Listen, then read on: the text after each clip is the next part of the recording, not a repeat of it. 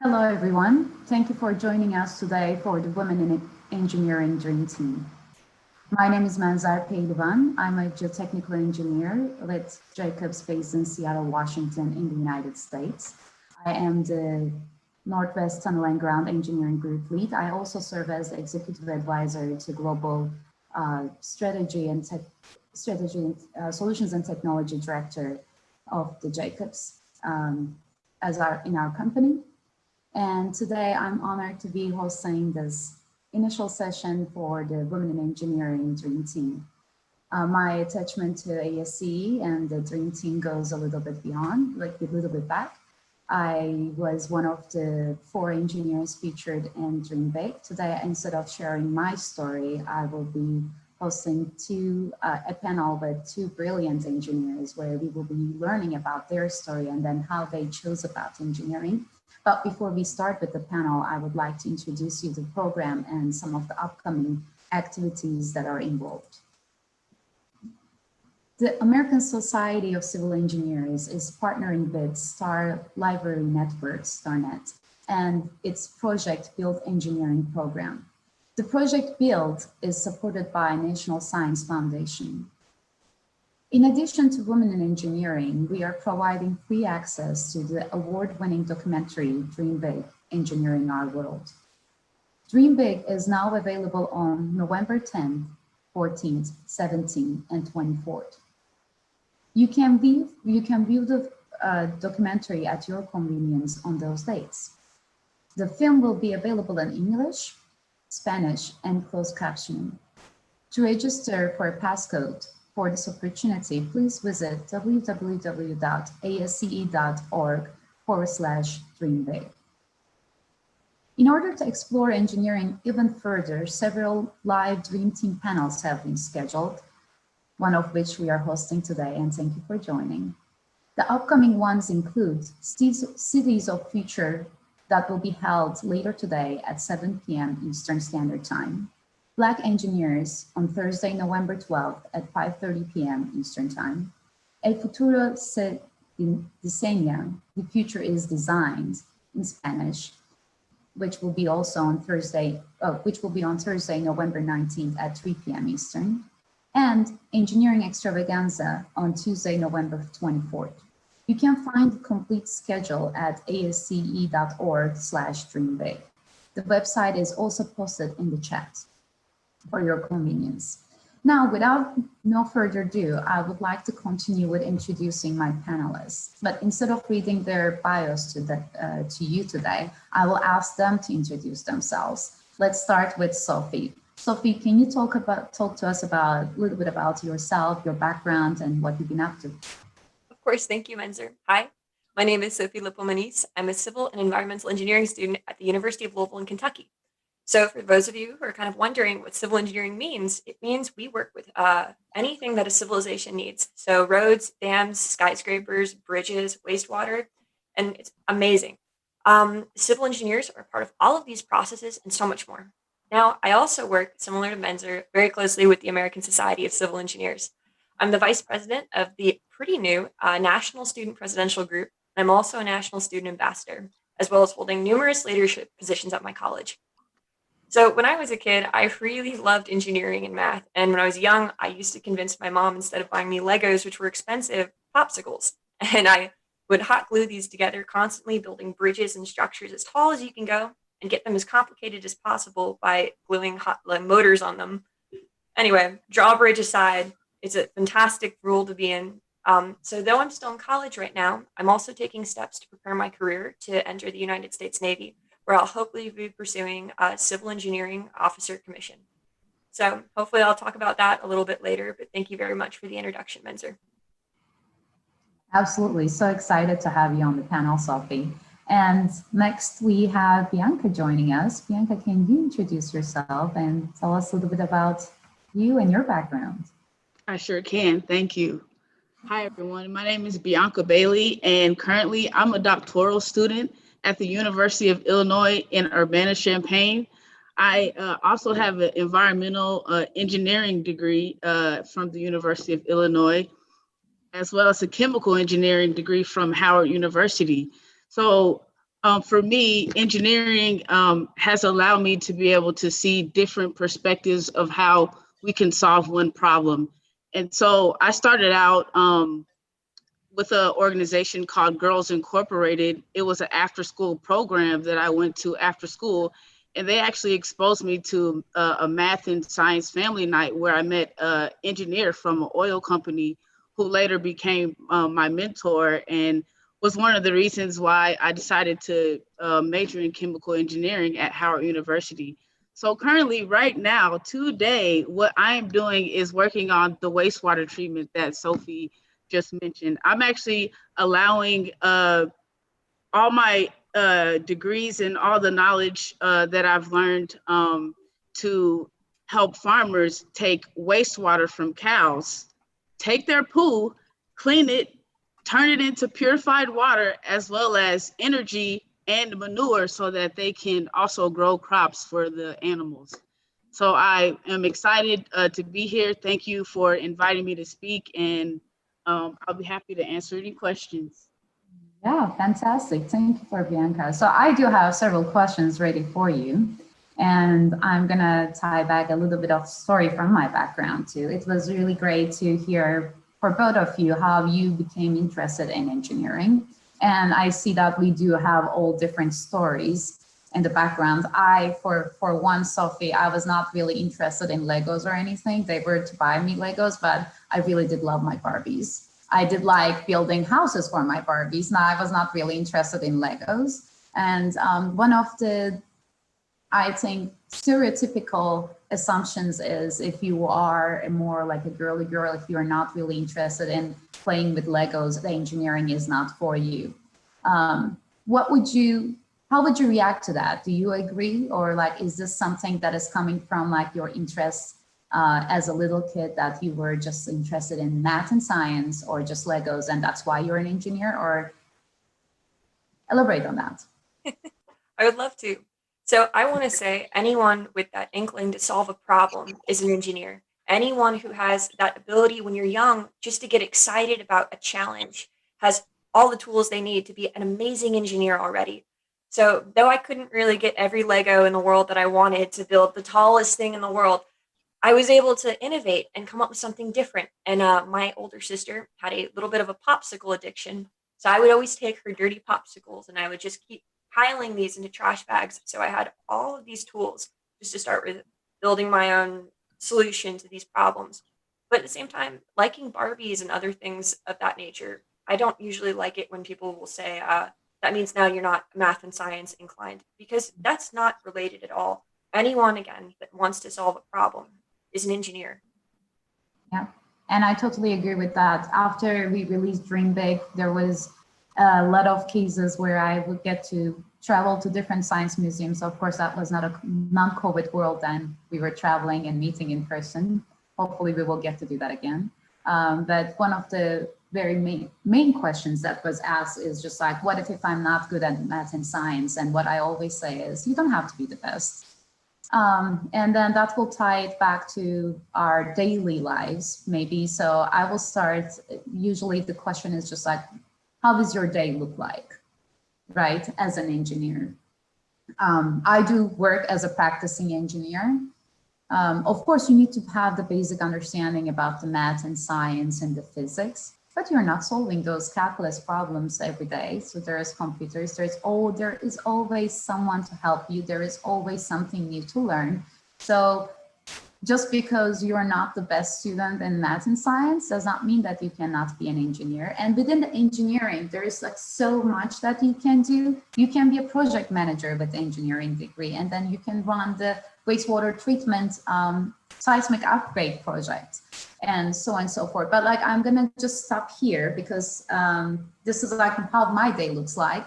But we are in different levels of our career right now. So I'm a practicing engineer. I will go to Bianca, who is doing her study, which I remember when I was doing my PhD, that was a whole different life, which I'm missing, but it was a whole different life. So maybe you can talk a little bit about like your PhD life, Bianca.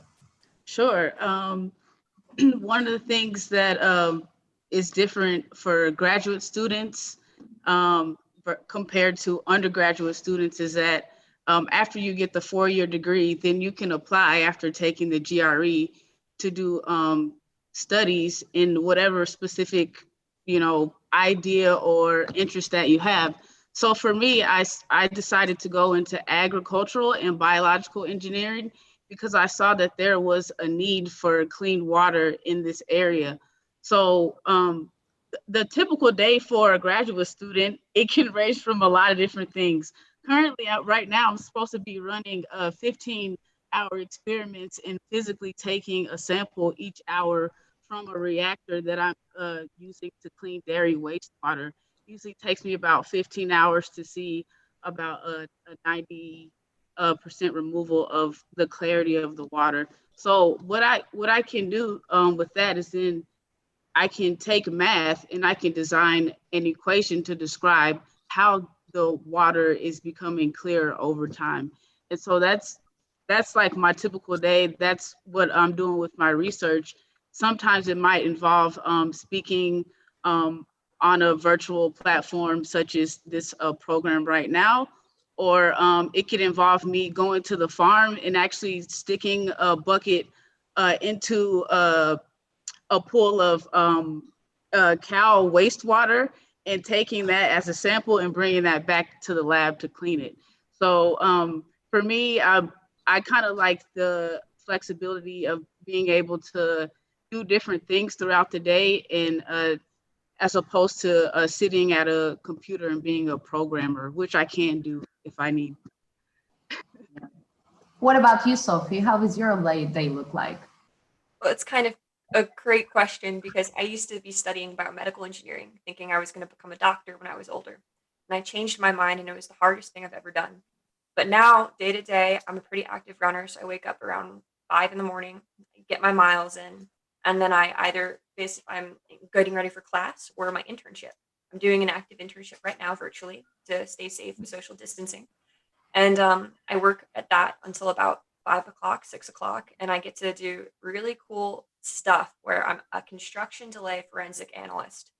So I get to look at crazy construction schedules, which you don't really think about that engineers do. And I get to try to help out my team to see where we could have saved money and what went wrong. And we get to work on insane projects that are massive, but it's very cool. And in school, I typically, just in a pre-COVID world, I would be going to class, I'd be going to my clubs, I'd be helping out, and that's about my day. Right. That's wonderful. Thanks for sharing. Actually, there is one question that none of us did answer, which school we attended to. So I will start. I'm originally from Turkey, so I did my both bachelor's and master's back in Turkey at Middle East Technical University in Ankara. Ankara is the capital of Turkey, for those who don't know. And I did my PhD at the University of Texas at Austin, and I specialize in earthquake engineering. So I'm a geotechnical engineer with a specialization of earthquake engineering. So it kind of makes sense that I'm living in Seattle, where we are expecting the big one. So I will pass it back to Sophie. Sophie, tell us about like which school you're going to. Sure. So I initially started my studies at Rutgers University in New Jersey, studying biomedical engineering. Now I'm at the University of Louisville, J.B. Speed School of Engineering, where I'm studying civil and environmental engineering. Awesome. And Bianca, what about you? So I'm originally from Dallas, Texas. So it's good to see you on here from Austin. but I decided to leave Texas and I went to Howard University in Washington, D.C. for chemical engineering, where I got interested in water treatment. And then I applied to the University of Illinois, Urbana-Champaign For your graduate studies. for my graduate studies, my master's and PhD here. So usually one of the questions that is often asked is, how many years do I need to study to be a civil engineer? So the answer is, you need to go to the college. You need to get the college degree, which is around 4 years. But if you want to identify a specialty area, such as geotechnical engineering, environmental engineering, structural engineering, it is not always, but most of the time require that you at least have a master's degree, because civil engineering itself is a huge field. And in order to be able to work as a structural engineer, or geotechnical engineer, or environmental engineer, or transportation engineer, more than likely you would need to take additional classes that is specific to that area of expertise. So most of the time it requires a master's, but you can just go with the 4 years of civil engineering degree, get your experience in the industry and work as a civil engineer and change the skyline of a city. So I think that part is very cool, which draws me to the point where I have this question. Was there any time in your, like when you were growing up, that you felt like maybe this is not a fit for you just because of maybe the way you look or the way you behave? Or was there any memory that you have that somebody said like, oh, maybe civil engineering is not the thing that you should follow? I mean, I guess I can start a little bit because, again, I wanted to be a doctor. I had no idea I would change my entire plan and every step I've ever had. Because especially for high school students, our lives are so structured. We have a plan. We know what's going to happen. When you're a senior, you're so set in your heart and in your mind. You're going to stick with that. It's not that you won't, but at the same time, if you feel like down the line you want to change your mind, that's totally fine. I didn't realize civil engineering was my dream job until only recently, and it has been all the difference. And now I have this amazing future, hopefully with the U.S. Navy, and it's just very exciting now. Well, you speaking about it makes me excited. How about you, Bianca? I guess for me, I would say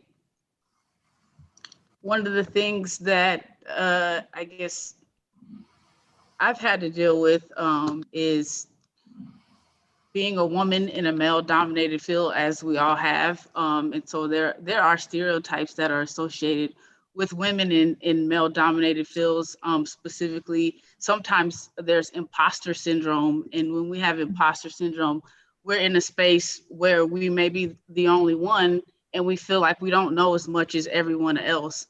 But so for me, I kind of call that negative self-talk. So I try to use positive affirmations to reinstill that and reinforce that I know as much as anyone else. And you're the only person that knows how much you read and knows how much you study. And so you stand confident and stand firm with that. And that's allowed me to be able to, get through, 3 different degrees, all in a male-dominated field, all while traveling the world and doing engineering projects. Mm-hmm. No, the imposter syndrome is definitely a true problem. I suffered from it, and I'm so glad that you can catch your the negative self-talk and turn it into a positive one, because I know it is difficult, and most of us, especially when you're a younger girl, the way that we are raised independent on where you grow up, which culture, which ethnical background you're coming from. There is a stereotypical thing that just you start building up on in your brain, and it starts translating into oh, maybe I'm not that good enough. I'm just faking this. They don't necessarily know what I don't know, but there is something that everybody does not know. So they don't know what you don't know. Yeah. And you don't know what they don't know. So it is it's a very important thing to understand and realize and to build up on, because it is most of the time the biggest barrier on really getting to that next stage. And what I really love saying is, it is uncomfortable to be outside of your comfort zone, but it is also where the magic happens. So you need to be pushing it. for everyone. But most of the engineers are known to be introverts.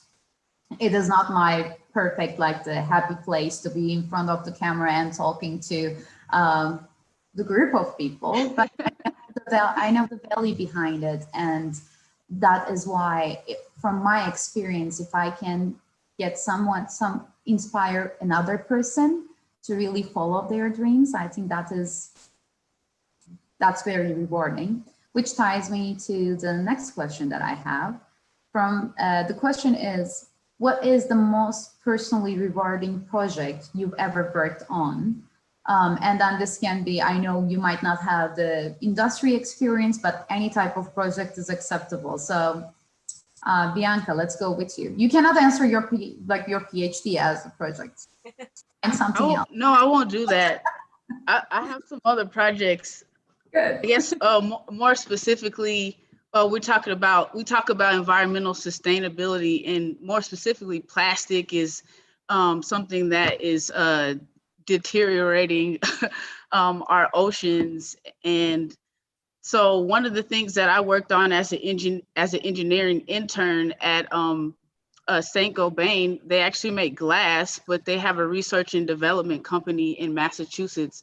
So I actually got to tech transfer research from University of Massachusetts Amherst to the R&D facility on a corporate level and design a process for biodegradable plastic.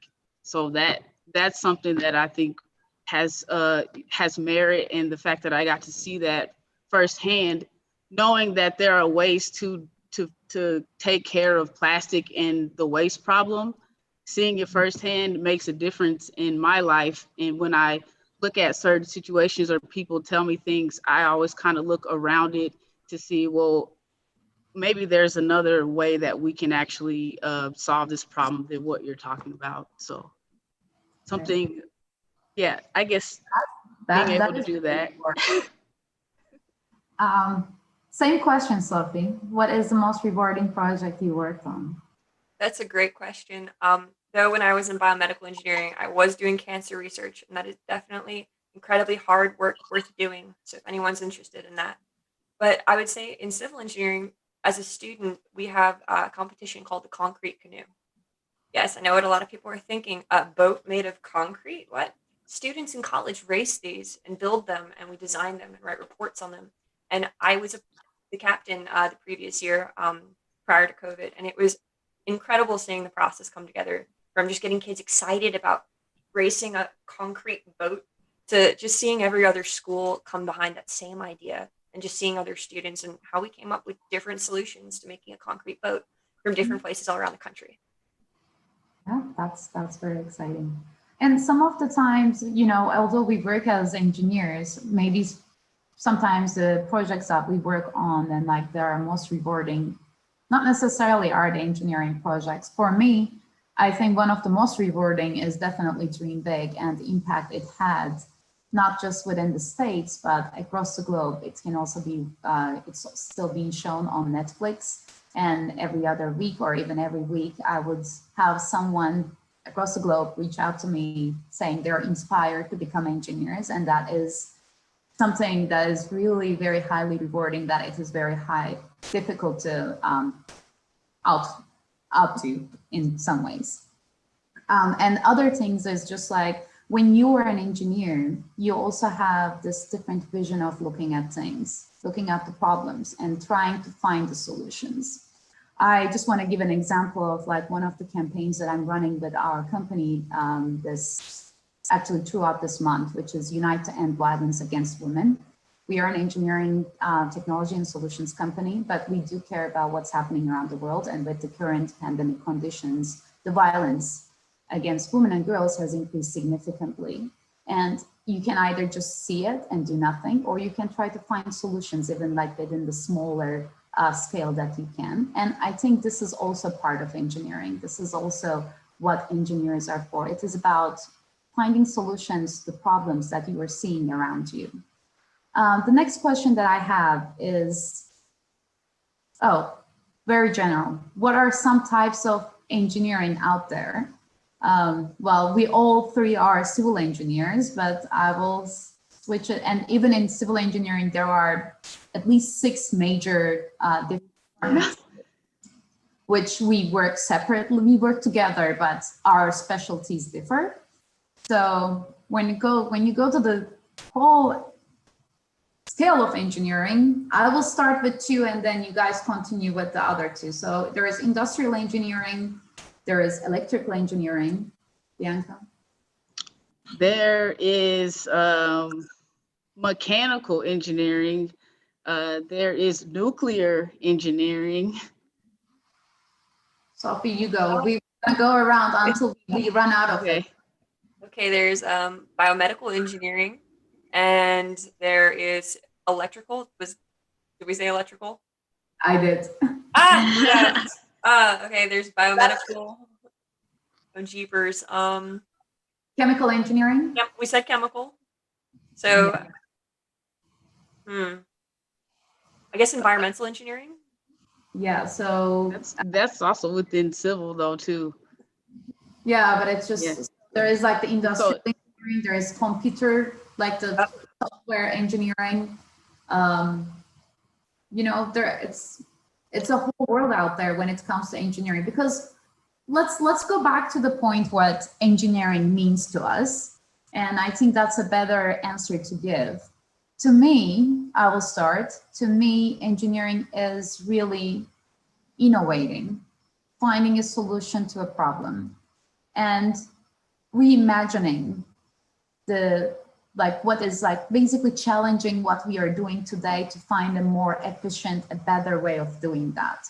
And it can be in any part of the world. So, you know, it can be with the food processing, it can be with you're bringing the clean water to you, it can be the transportation, the cars, the planes, everything that you can think of. And all these engineering branches, in most cases, they work together to really provide that solution, because not one engineering is by itself is enough. What is engineering to you, Bianca? Engineering to me, it means that you're using the tools, those mathematics, the science, the physics. You're using those fundamental concepts of these equations and these theories in order to apply them to a problem, a complex problem that you can solve. And so one of the things that what every engineer learns to do is to solve problems and to figure out a strategy to solve a problem. And that, for me, it translates into my actual life when I have to deal with, you know, interactions with other people. You also learn how to problem solve social problems. So engineers don't necessarily just also work on, you know, STEM related issues. We also work on social issues, social justice, anything that has to do with solving problems. You know, most people ask engineers to consult and fix those problems because we have a wide array of talents that we can use those for. Awesome, thank you, Bianca. What about Sophie? Do you want to elaborate on that? I mean, you guys did a fantastic engineering job. to you. Y'all have done a fantastic job narrating that idea. But an engineer is a person, and an engineer is just a phrase used to describe people inclined to solve these problems, but not just inclined to, I have a puzzle in my hand, not just inclined to solve something like this, even though that makes you in your own right an engineer. But it also means that we're willing to learn the language of math and science to be able to communicate across the world with everyone that might not come from the same background as us. Engineers have so much influence in this way. And again, we're problem solvers, from grand challenges and clean access to water, Menzer, as you had previously mentioned, all the way just to making sure buildings and bridges won't fall down. Engineers are just problem solvers. And I think one thing that we are not doing is as good job in engineering and as engineers is to communicate what we do for the world. Most of the time when you talk to younger generations, they want to contribute to the world, they want to make the world a better place. And by default, what we do is to make the world a better place, but we just do not necessarily communicate that. I like giving this example. If we fail in our design and if an earthquake hits, if a building collapses, that is, depending on the height of the building, it can be up to 1,000 lives. But if we do the design right, and if that building withstands that earthquake, we just save 1,000. So this is really like every single day, we do contribute to the environment, we do contribute to our communities, we do contribute to the world. The road that you were taking when we were able to go to the school is built by an engineer, designed by an engineer, involves so many different types of engineers. The apartment or the house that you are living in involves engineering. The water that comes to your house for drinking, or the water that gets out of your house, that's the wastewater, it is part of engineering. The electric, it is part of engineering. That is why this is called, like our branch is called civil engineering rather than just construction engineering, because it is a part of the civilization that we bring. Going back to one of the initial topics that we discussed about, so because it's such a male-dominated field, historically, it was not that easy to find role models or maybe mentors. So were there any people that were influential in your lives as mentors or role models that really encouraged you to go in this route and also helped you stay in this route? Because I know we all go through some phases where we doubt ourselves, doubt our abilities, and to have someone that believes in us or someone that can mentor us, it becomes very valuable at those points. Can you think of anyone, Sophia, I will start with you, that really influenced your decisions or like help you stay true to what you wanted to become? Well, it's a hairy question because I almost changed what I wanted to do. And obviously, without the support of my amazing family, it wouldn't have happened. But there was actually a summer camp I was a part of called the Douglas Science Institute at Rutgers. And this was for high school women in STEM. And seeing other girls my age and talking to them, I feel like all of them are role models in their own way. And the camp counselors there, they kept me true and excited.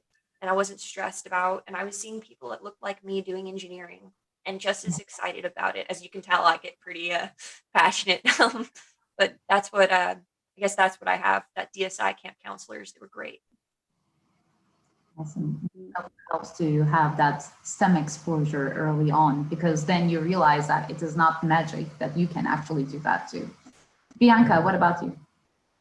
I think you mentioned it, Minzer, exposure, and for me, mentors.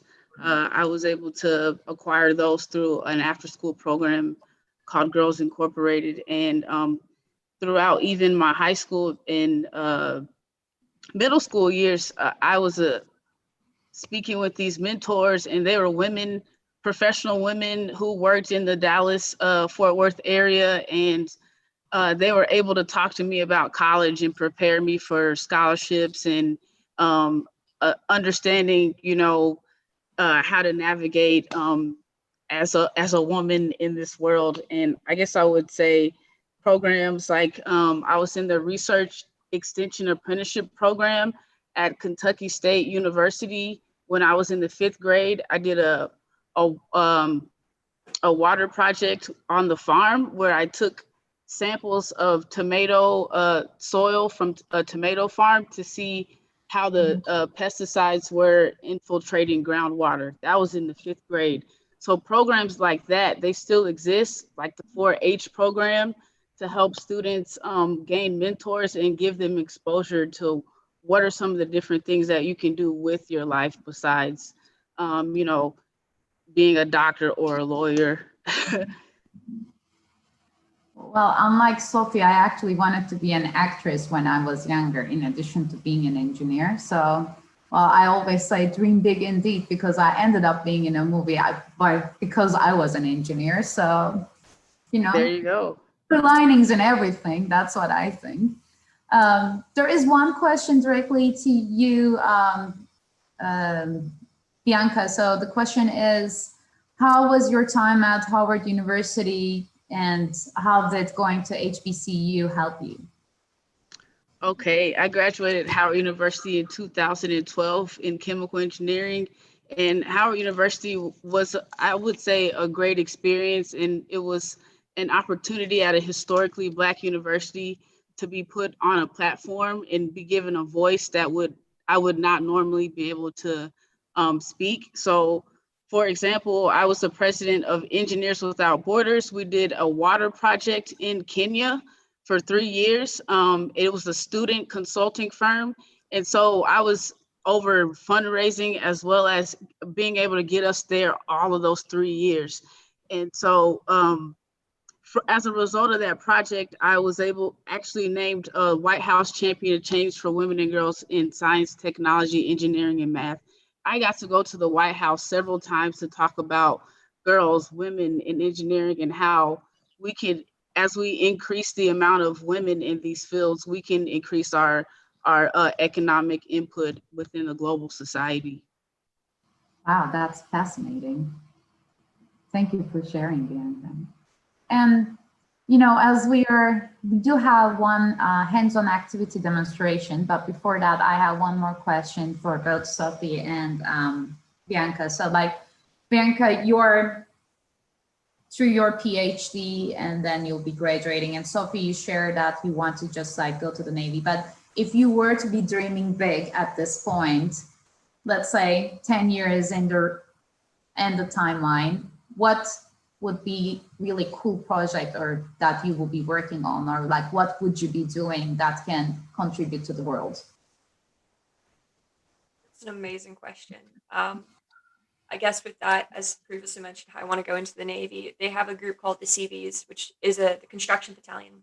So whenever a natural disaster hits a nation, the Seabees literally are rebuilding these entire societies devastated by tornadoes, hurricanes, tsunamis, floods, and they're helping that community right now, a community that lost everything. And to me, I could think of nothing better to do. That's like kind of my dream job. That is awesome. That gives me chills. So because I become an engineer after experiencing the disaster in Turkey, that was only, well, that was a magnitude 7.2 earthquake, lasted only 45 seconds, less than a minute. More than 35,000 people died. More than 250,000 left homeless. 50,000 left homeless, 250,000 injured. So what Sophie is saying is disaster is devastating, but how you rebuild after that is very important because there's a huge community that really needs you. And that is your responsibility as an engineer as well. So that just gave me chills. So thank you, Sophie, for sharing that. Bianca, what about you? I would say that for me, what I want to do and what I am doing currently to impact the world is in 10 years, I would say that I will have developed and invented an on-site wastewater treatment machine that produces clean water. It produces electricity as well as it produces manure for you to continue to provide nutrients for your soil if you want on-site agriculture. That's my contribution to society, is a zero waste sustainable wastewater treatment system on site for people who are interested in living in off-grid situations, especially for farmers, to help with the water pollution. Amazing. Amazing. So very inspirational. Before I turn it to Bianca for her hands-on activity demonstration, I mentioned the earthquake in 1999. That was 21 years ago, but unfortunately there was a recent earthquake in Turkey, which really hurt us all. It's only magnitude 6.6, but it caused loss of lives. So what we do as engineers, you know, we cannot change the disasters, natural disasters. We cannot stop them from happening, but we can decrease our vulnerability. So like that's how we decrease the risk that we face and the edge of like the disaster. So that is also part of the engineering. With that, off to you, Bianca, for the hands-on activity. Okay, everyone. I'm just going to do a simple activity. You can do this at home. And it also gets you outside and gets you moving around. We're basically talking about simple water treatment, and water treatment is actually pretty simple. We're talking about removing solid particles from the water. You can see that this vial is dirty water. It has particles floating around, dirt, E. coli, and this is actually just some tap water that I got out of the sink. And so one of the things what we can do as engineers is to be able to look at what is the difference of the clarity of this water and measure that. And so we measure that in something called turbidity. The units of that is NTU. This is a machine that allows us to be able to look at the difference in the clarity of the water.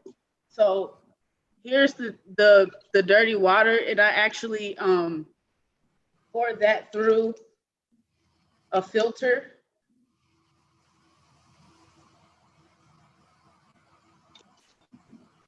So what are in my filter cases are, I have some sand, which is typically used in biosand filtration, if you're familiar with biosand filters.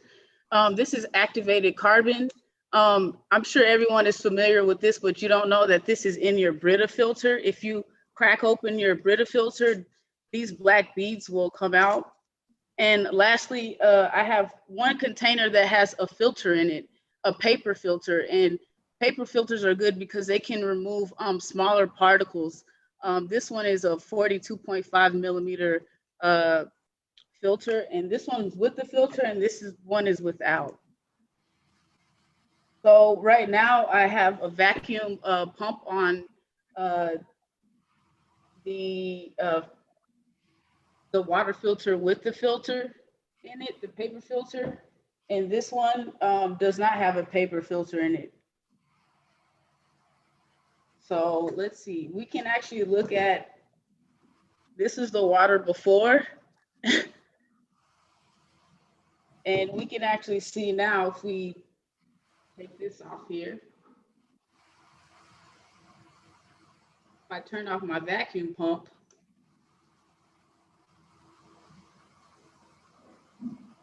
I can actually show you that the water is much cleaner than it was because of the sand, the activated carbon, and the filter paper that I use to remove simple particles that come from dirt in the water. And so I measured the dirty water. So the turbidity of this vial or this sample here was actually 250 NTUs in turbidity. Once we cleaned it, this water here, I measured it, and it is actually, it's actually 0.2 NTUs. When we look at the Environmental Protection Agency, the standard for drinking water for your turbidity coming out of your tap should be, it should be less than 1 NTU. So this actually meets the standard for drinking water. If you have water and you test it and it's above 1 NTU and it's supposed to be for drinking water, this is something that you should alert yourself about. So you can simply, you can buy, you can purchase, you can go outside and get rocks and gravel and make your own filter with the plastic bottle. But this is the demonstration that I have today. And today we looked at how you can use simple things like sand and activated carbon to remove particles in water to increase, to decrease the turbidity in your water. Awesome. Thank you for sharing that, Bianca. Let's see if there are any questions coming in related to that. I'm not seeing any. All right, and we are almost almost done with our time. I would like to start by thanking my two amazing panelists, and thank you for sharing, Sophie and Bianca, your passion for engineering and all you do. And you two are, I think, amazing role models for the next generation. So thank you for being visible and sharing your passion and vision with us, especially regarding engineering. And also thank you to all of you for joining us today. We hope that you enjoyed our presentation, our panel, and the hands-on demonstration. If you're watching live, please take a moment to provide short questions on our feedback form, which will help us as we plan future events. Your responses will be anonymous, and we are also posting a link to today's activity and other resources to help you as you develop as an engineer. Hopefully you will find it in you that engineering is something that you're interested in. Thank you for joining.